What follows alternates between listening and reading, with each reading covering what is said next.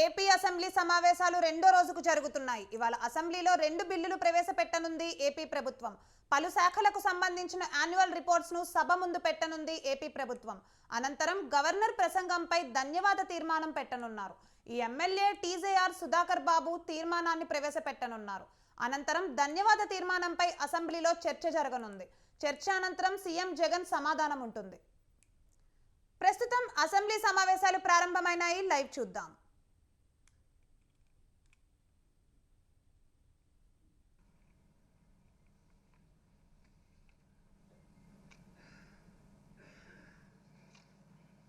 Please sit down.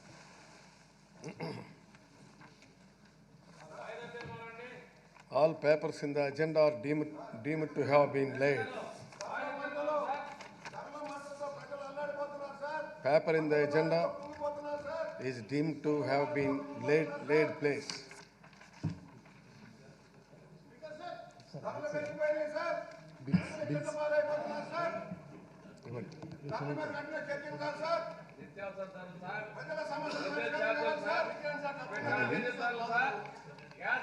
Bill sir ఇది municipal administration రాలేదు.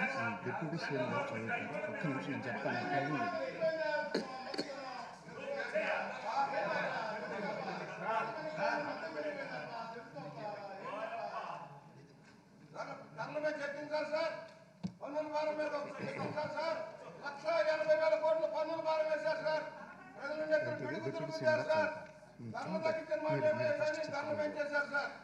I request the Deputy Chief Minister and to move the motion on behalf of the Chief Minister for leave to introduce the Andhra Pradesh Advocates Welfare Fund Amendment Bill 2024. Minister.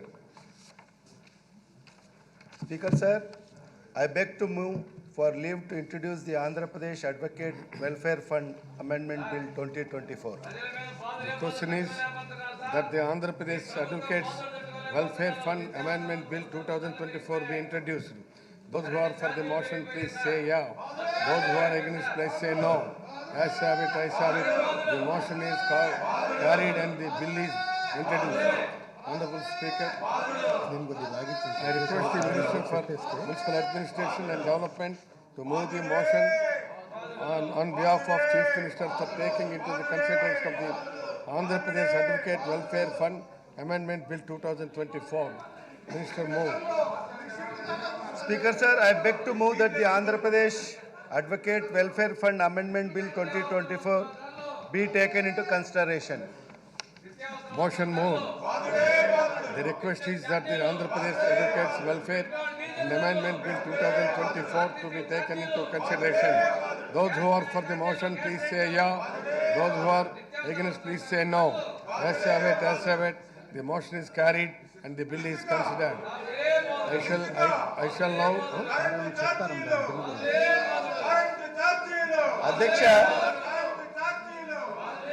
2014 సంవత్సరంలో ఉమ్మడి ఆంధ్రప్రదేశ్ రెండు విభజించబడిన దృష్ట్యా మరి 2019 సంవత్సరంలో ఇదివరకటి Andhra Pradesh bar council విభజన ఫలితంగాను 13 జిల్లాల నుంచి ఆంధ్రప్రదేశ్ న్యాయవాదుల సంక్షేమ నిధి కమిటీ 3 సభ్యులు నామనిర్దేశము చేయుటకై ఆంధ్రప్రదేశ్ న్యాయవాదుల సంక్షేమ నిధి చట్టము 1987 ప్రస్తుతము 4వ సవరించబడి ఉన్నది. 13 జిల్లాలను కలిగి ఉన్న ఆంధ్రప్రదేశ్ న్యాయవాదుల సంక్షేమ నిధి కమిటీ తెలియజేసినది. బార్ కౌన్సిల్ యొక్క కాల వ్యవధి బార్ కౌన్సిల్ 5 సంవత్సరాలకు మించి పొడిగించిన వాస్తవాన్ని దృష్టిలో ఉంచుకొని బార్ కౌన్సిల్ను ఎన్నుకోబడిన సభ్యులు పొడిగించిన కాల వ్యవధి మేరకు కొనసాగించుటకు గాను చట్టానికి సవరణ చేయవలసిన అవసరం ఉన్నది.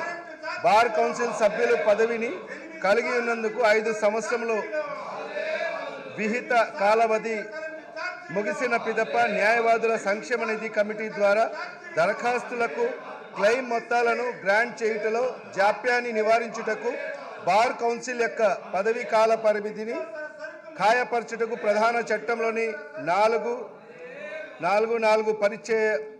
పరిచ్ఛేదమును సవరించవలసిన అవసరం ఉన్నదని ఆంధ్రప్రదేశ్ న్యాయవాదుల సంక్షేమ నిధి కమిటీ తెలియజేసినది.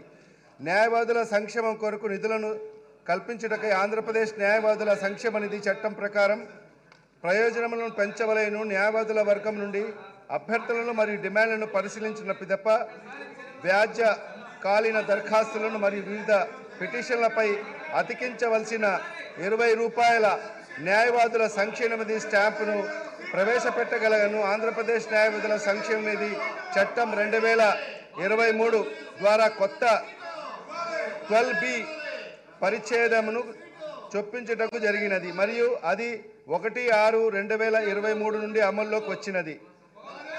12B పరిచ్ఛేదమును అమలు చేసిన పిదప ఆంధ్రప్రదేశ్లోని కొన్ని బార్ అసోసియేషన్లు ఐఏలు మరియు ఎంపీలపై రూపాయలు 20ల స్టాంప్ను అతికించుటకు తమ ఇబ్బందులను వ్యక్తపరచడం జరిగినది. అందుచేత ఆంధ్రప్రదేశ్ బార్ కౌన్సిల్ అన్ని బార్ అసోసియేషన్లతో సమావేశం నిర్వహించిన అందులో అత్యధిక బార్ అసోసియేషన్లు మరియు వకాలత్ హాజరు మెమోపై అతికించవలసిన స్టాంపు విలువను ప్రస్తుతము రూపాయలు100ను పెంచమని మరియు 20ను స్టాంపు అతికించుటకు నిలిపివేయమని సూచించినది. బార్ అసోసియేషన్ల సూచనలు మరియు పరిశీలన తర్వాత ఆంధ్రప్రదేశ్ బార్ కౌన్సిల్ ఈ క్రింది విధముగా తీర్మానించడమైనది. ప్రధాన చట్టంలోని